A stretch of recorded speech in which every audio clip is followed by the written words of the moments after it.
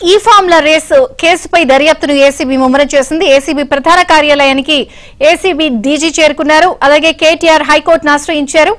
మా ప్రతినిధి ప్రవీణ్ మరిన్ని వివరాలు అందిస్తారు. ప్రవీణ్,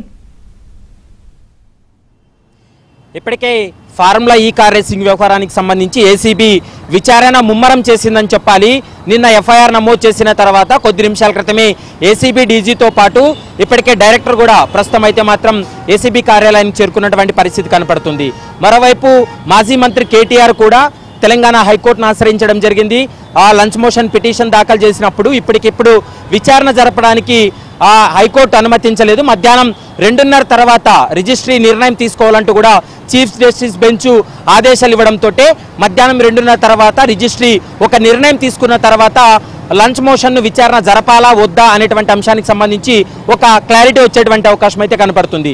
మరోవైపు ఈరోజు హెచ్ఎండిఏ కావచ్చు, ఆర్థిక శాఖకు సంబంధించినటువంటి ఫైల్స్ను ఏసీబీ అధికారులు తెప్పించుకొని విచారించేటువంటి అవకాశం అయితే కనపడుతుంది. ఇప్పటికే ఎంఏయుడి ప్రిన్సిపల్ సెక్రటరీగా ఉన్నటువంటి ఫిర్యాదుదారుడు ఎవరైతే ఉన్నారో ఐఏఎస్ అధికారి యొక్క స్టేట్మెంట్ కూడా రికార్డ్ చేశారు.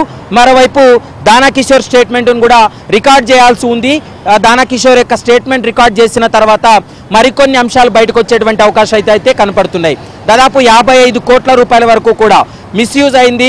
ఎలాంటి అనుమతులు లేకోకుండా విదేశీ కంపెనీకి అప్పనంగా కట్టబెట్టారనేటువంటి అంశానికి సంబంధించి ఏసీబీ అధికారులు ప్రాథమికంగా ఇప్పటికే కొన్ని ఆధారాలు సేకరించడం జరిగింది.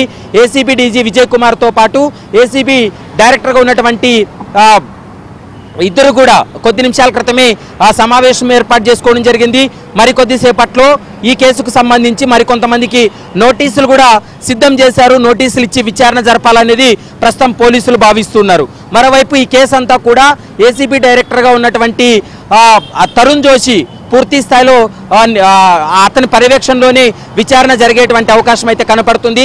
ఎందుకంటే ఒక డిఎస్పీ స్థాయి అధికారి నేతృత్వంలో దాదాపు 5 మంది టీము ఈ కార్ రేసింగ్ వ్యవహారానికి సంబంధించి విచారణ జరపాలనేది ఏసీబీ భావిస్తుంది. కాబట్టి ఇప్పటికే విచారణ అయితే మాత్రం ముమ్మరం చేసింది. ఇక ఇప్పటికే కేటీఆర్ పైన నమోదైనటువంటి ఎఫ్ఐఆర్ను క్వాష్ చేయాలంటూ కూడా తెలంగాణ హైకోర్టులో వేసినటువంటి లంచ్ మోషన్కి సంబంధించి కూడా మధ్యాహ్నం 2:30 తర్వాత విచారణకు వస్తుందా, విచారణకు స్వీకరిస్తుందా లేదా అనేటువంటి అంశానికి సంబంధించి మధ్యాహ్నం క్లారిటీ వచ్చేటువంటి అవకాశం ఉంటుంది. ఒకవేళ తెలంగాణ హైకోర్టు విచారణకు స్వీకరిస్తే ఇటు ప్రభుత్వ తరపు న్యాయవాది, మరోవైపు కేటీఆర్ తరపు న్యాయవాది యొక్క వాదనలు విన్న తర్వాత కోర్టు ఎలాంటి నిర్ణయం తీసుకోబోతుంది అనేది మాత్రం చూడాల్సినటువంటి అవసరం ఉంటుంది.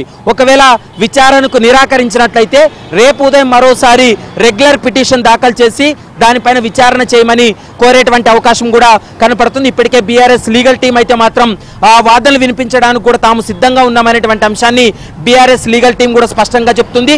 మరోవైపు ఏసీబీ తరపు న్యాయవాది కూడా ఖచ్చితంగా ఈ కేసులో 55 కోట్లు అవకతవకలు జరిగాయి, నిధులు దుర్వినియోగం జరిగింది, వీటికి సంబంధించి అప్పటి మంత్రిగా ఉన్నటువంటి కేటీఆర్ను ఖచ్చితంగా విచారణ జరపాలి, అతన్ని విచారిస్తేనే ఈ కేసులో మరికొన్ని అంశాలు బయటపడతాయనేది ప్రస్తుతం ఏసీబీ కూడా స్పష్టంగా చెప్తుంది. కాబట్టి మరి ఏసీబీ ఎలాంటి నిర్ణయం తీసుకోబోతుంది, ఈరోజే నోటీసులు ఇవ్వబోతుందా, ఈ కేసులో ఐఏఎస్ అధికారులు ఎవరైతే ఉన్నారో వారందరినీ కూడా విచారించిన తర్వాత కేటీఆర్కు నోటీసులు ఇవ్వబోతుందా, ఏం చేయబోతుందా అనేది మాత్రం చూడాలి. ప్రస్తుతం ఏసీబీ డీజీతో పాటు ఏసీబీ డైరెక్టర్ కూడా భేటీ అయ్యారు. మరికొద్దిసేపట్లో భేటీ తర్వాత ఈ కేసుకు సంబంధించినటువంటి రికార్డ్స్ అన్నింటినీ పరిశీలించిన తర్వాత స్టేట్మెంట్లు రికార్డ్ చేసేటువంటి అవకాశాలు అయితే కనపడుతున్నాయి. మధ్యాహ్నం 2:30 తర్వాత తెలంగాణ హైకోర్టులో కూడా విచారణ కొనసాగేటువంటి అవకాశం అయితే కనపడుతుంది. విజయ్ చంద్రిక.